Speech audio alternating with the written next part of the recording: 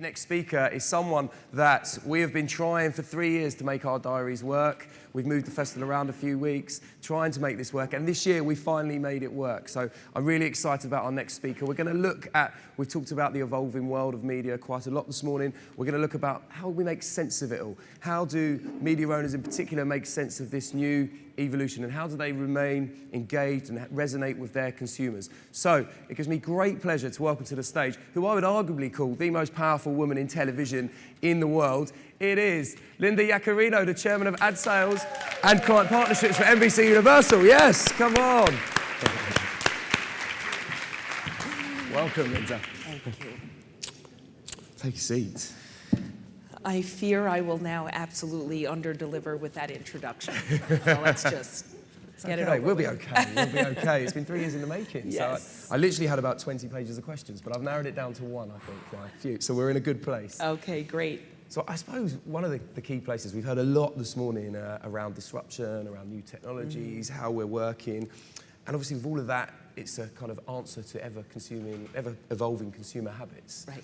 And you've got on-demand TV, this new technology, a bunch of new client platforms make it really hard for media owners to kind of stay relevant and ensure they're engaging and working with the right people. How do you keep up? How does a TV network do that? Well, I think part of your question lies the answer, which is keeping up with consumer behavior. So if we can stay focused on keeping up with the consumer behavior, the answer is quite simple, which is making sure your content is everywhere, anywhere, whenever a consumer wants it. The task of accomplishing that is actually the hard thing to achieve.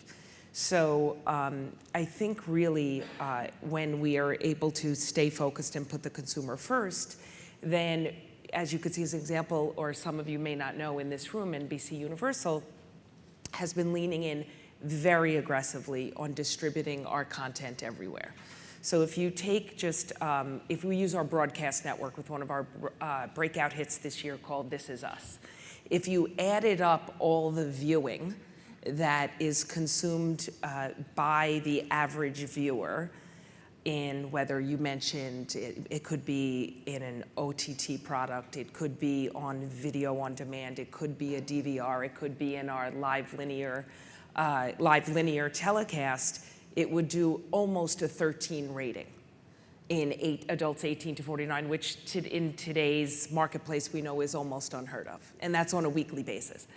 So that's when we look at that and we know there's such cultural relevance with a breakout hit like this, then we better make sure that we're distributing that. We knew we had a little hit on our hands when we leaked the trailer last May, almost 6 months before the show premiered.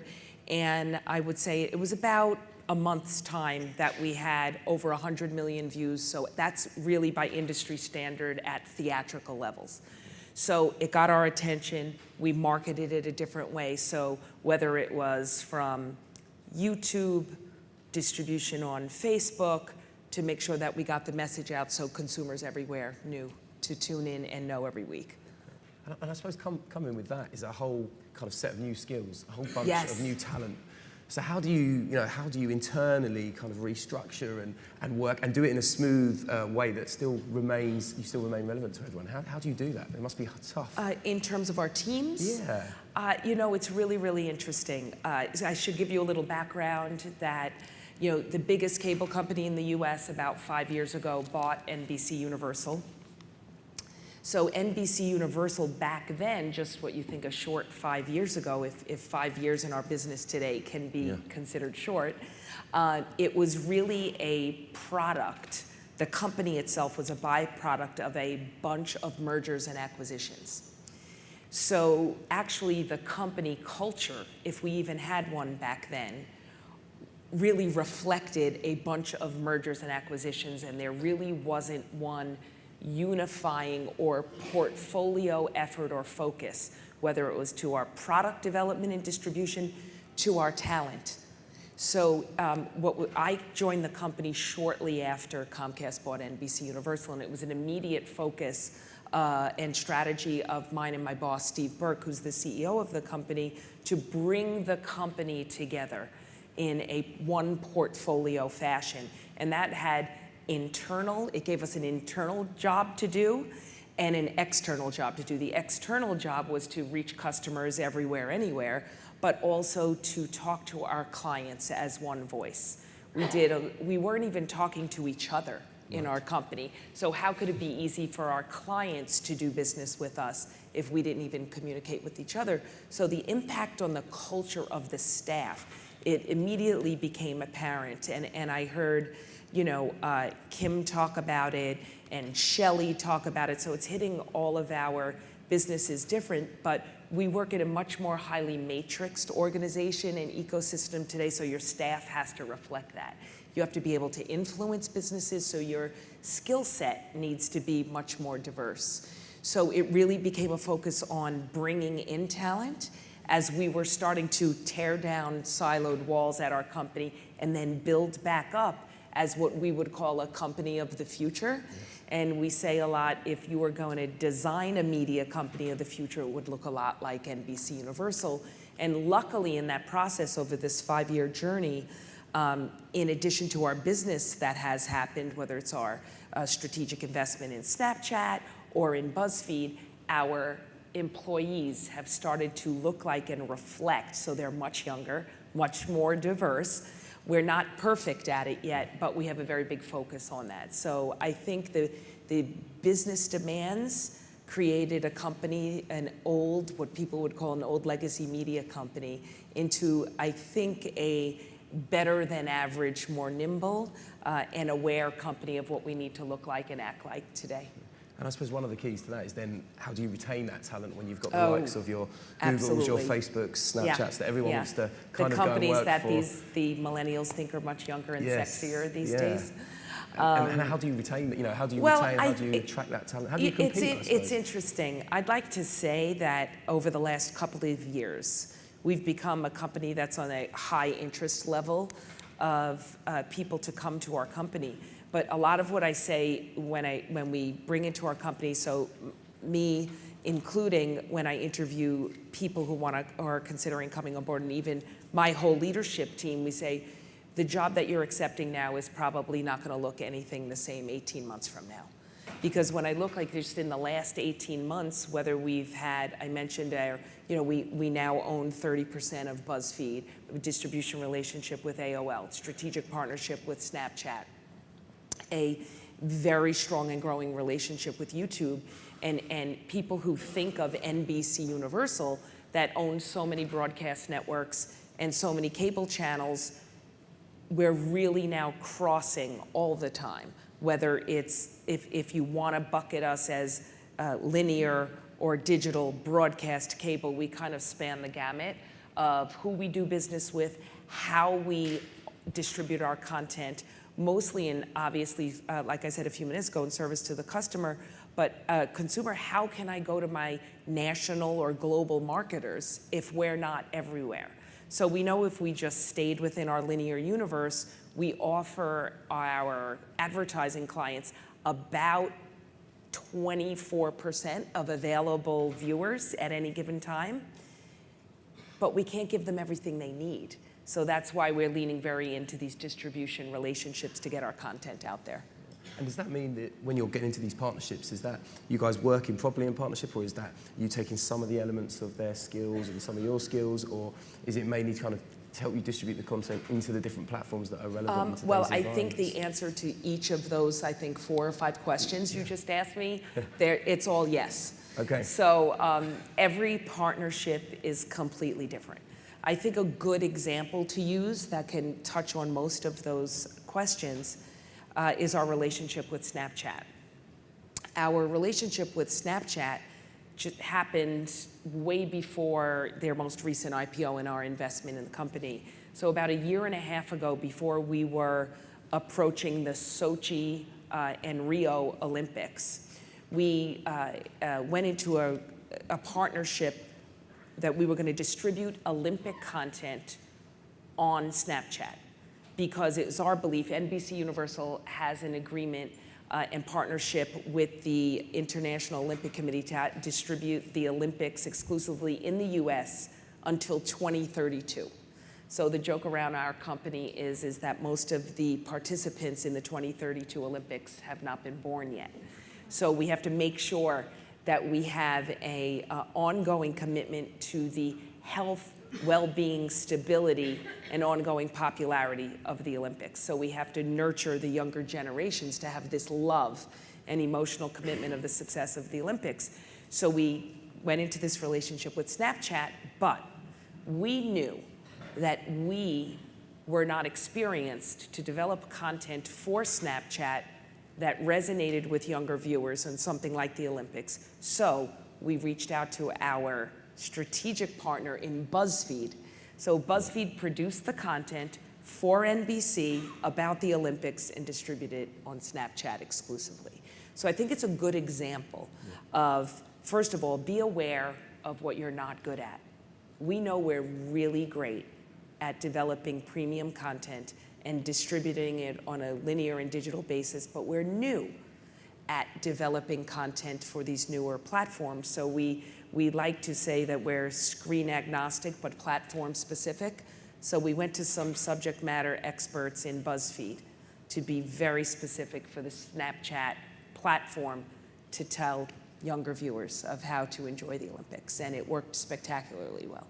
Interesting as well, I think from that partnership side, how do you, obviously something like a Snapchat, a Facebook, everyone says, oh, you should definitely do a partnership with them, you should do a partnership with these. How do you work out which ones you want to do? What's the biggest challenge when trying to choose the right partnerships? I think that in the initial kind of filter where you decide who you want to do a partnership with is that if you have a like-minded company that it's simple, that you have a chemistry with, that you see the future or the way as you can best predict where the future of the business is going. And we believe very strongly that our company is based in the interest of the consumer has in premium content, and that distribution everywhere is where you have to drive towards. So when we can find those type of partners that believe in premium content and this ubiquitous distribution, then the challenge is really finding a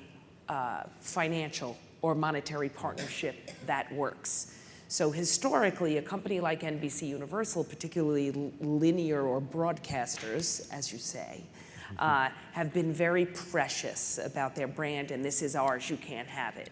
But I would say very early on in the marriage of Comcast and NBCUniversal, we saw a different future where sharing was going to be key, and we figured out that along the way. So we have a great relationship, as I said, some companies, BuzzFeed, Snapchat, YouTube. We're still trying and hopeful to figure out our Facebook relationship, but we're leaning in very, very aggressively in that area. And the sharing thing, it is hard when you're used to It's not very doing hard. that from And as primarily, my prime part of my job is advertising revenue for the whole company. So sharing any of that revenue is not my natural skill or attribute, but I'd like to believe that I'm getting much better at that. Yeah, and I suppose sharing, not just from a commercial, but a data perspective as well. Well, I have to, sharing of data is something that is part or table stakes in the television business, always specifically, or I could speak on behalf of the TV companies in the US. You share completely and transparently of data. What's hard is these other companies that I mentioned, some of them don't like to share their data. Yes. So when you're constantly battling against the, either the walled garden, or I like to say a lot is, I wish we at NBCUniversal could grade our own homework, because every schedule that I would have to give to a client or a partner would deliver.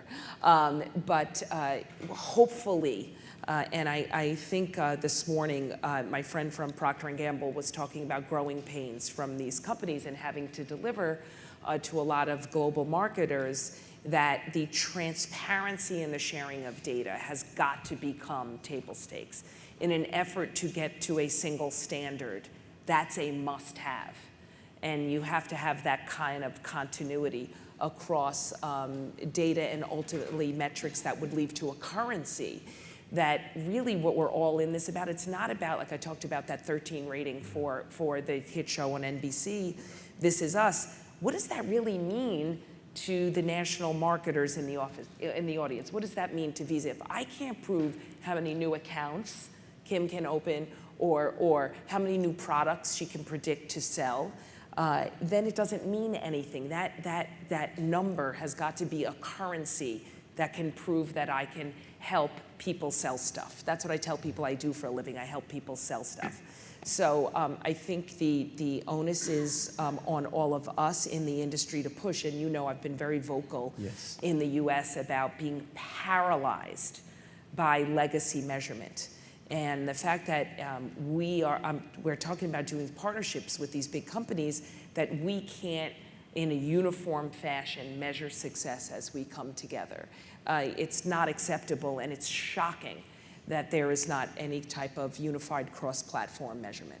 And how do you think we get there? That's media owners, agencies, brands all coming together, or should we look at a trade body who should be overseeing it? I think all those things can help.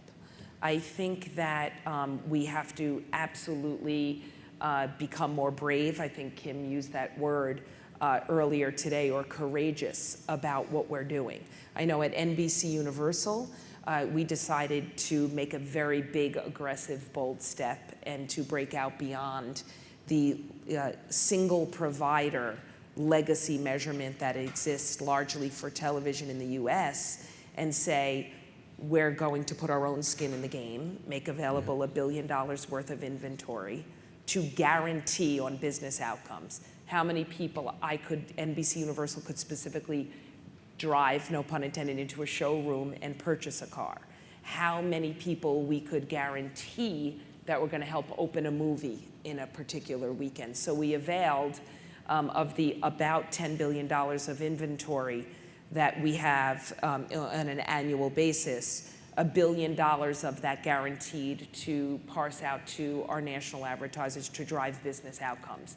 Now, that took money and investment at our company to build the data tools and capabilities, but also to make available that capacity, we need some advertisers who are going to lean in and be comfortable with the guarantee of that business outcome, but not the guarantee of a legacy measurement that has been in existence since the entire TV business started in the US, that's based off only a small sample of consumers. So about 45,000 people determine those ratings every day, when just in our own company, Comcast's cable set-top box data has data on 23 million people. So it sounds illogical that this exists, but it's really being brave and busting out through legacy of what is just you did yesterday, so it's comfortable and it's easy and it's safe. And I suppose I don't want to hog all of the limelight. As we've got you on stage, we need to see if the audience have got any questions out there. Does anyone have a question for Linda? A question or two. Is that hand there? Yes, right at the back. Here we go. It's coming to you right now, sir. Hi, Linda. My name is Ignacio from Playtime. Quick question on this. I wanted to follow up. So I'm hearing you correct that you would advise to avoid ratings, and the measurement should be the outcome of the sales. And I find it interesting, and I also find it curious, since we heard Mark Pritchard first at the ANA, and then today he was mentioned, and we've all seen this pitch, saying sounded like the opposite, like, you know, TV knows how to do it. We've had a single standard for many years. It's worked for us. Digital is not working because there's no common standards. No, I actually agree almost completely with Mark Pritchard's remarks. I should clarify what I said or explain. I wasn't advocating against TV ratings. I was advocating against incomplete ratings. So if the current rating system, which has worked well enough until different screens, the screen on your lap, the screen in your hand, right now that measurement doesn't aggregate all of that usage in a unified way. Right now, it's just a small portion of that viewing. So the reason Mark talks about that it's been done well is because it's fully transparent and third-party measurable and authenticated. So if we could just get quicker to a total audience measurement, which means anywhere a piece of content is consumed, that That's what we're talking about, to then have a single service. And it doesn't have to be from one provider, but an aggregation of all screen viewing is what we're advocating for. And if that can move beyond age and sex guarantee, so age and gender, to an actual business outcome or a much more specific consumer, is what I'm talking about, what NBCUniversal is driving very aggressively towards. Okay, thank you for the question. Is there another question here? Yes, just in the third row there.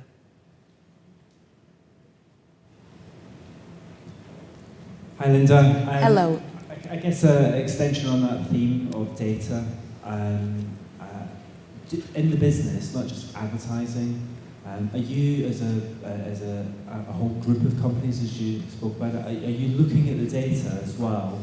You know, you've got the different metrics, you've got the TV ratings, but you've got over-the-top data, and you've got the set-top box data, and you're looking at it all. Are you finding that, is there someone looking at the two different sets, finding that they're actually a pattern, or there's contradictions, or, I mean, are you guys looking at it?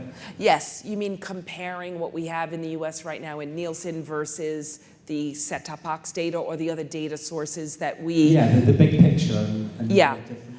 Yes, we are, but I think it is very early days of being able to compare it. And right now, Comcast is not interested in getting in the, you know, let's call it the measurement business, but the data that we're getting from the set-top box data is influencing things at this time, like where is the audience going? How do we develop our content on all of our different channels, right? So we're analyzing that data, and then the difference between how we can get to a predictive state with the set-top box data as compared to the current Nielsen metrics. So imagine that we get to a point where we can go to national or global marketers, where that set-top box data gets to a predictive standpoint. So whether it's the Super Bowl or the Olympics or entertainment product that we have, that we can actually get much more accurate in terms of predicting behavior, or predicting the consumer behavior that's so tethered to this premium content.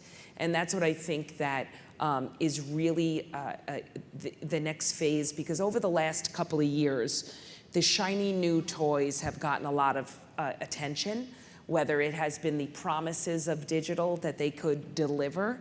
And I think the press narrative has taken over. Like I was laughing at a bunch of the other slides that it was talking about, you know, the next headline could have been TV is dead, or TV is dead again. So no one ever argues when we talk or meet about the power of premium content when married with a great piece of advertiser creative. I think it's a way, when combined with coming together or sophisticating measurement, that's when you're gonna find out where the magic happens. And right now, unfortunately, measurement is not able to articulate that. So we are looking at all of those different pieces. It's just very complicated. Okay, and then yes, our last question here. Thank you.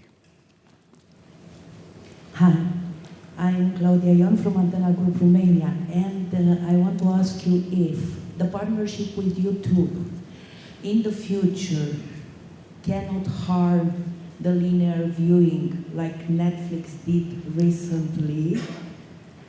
The partnership is in a way in which the gainings are much more than the losses which may come. You know, I'd have to say no.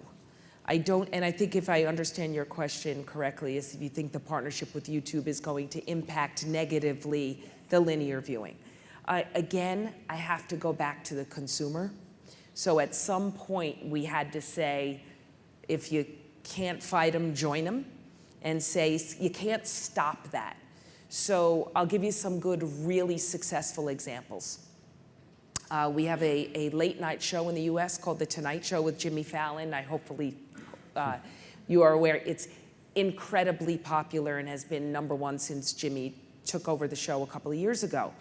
It has become a very specific consumer and younger viewer behavior to, if they didn't see it at 11:30 at night every night, in the US you wake up in the morning and watch the clips on YouTube. He is, for the last 2 or 3 years, the #1 channel, #1 provider on all of YouTube, okay? So, and we're able to monetize that.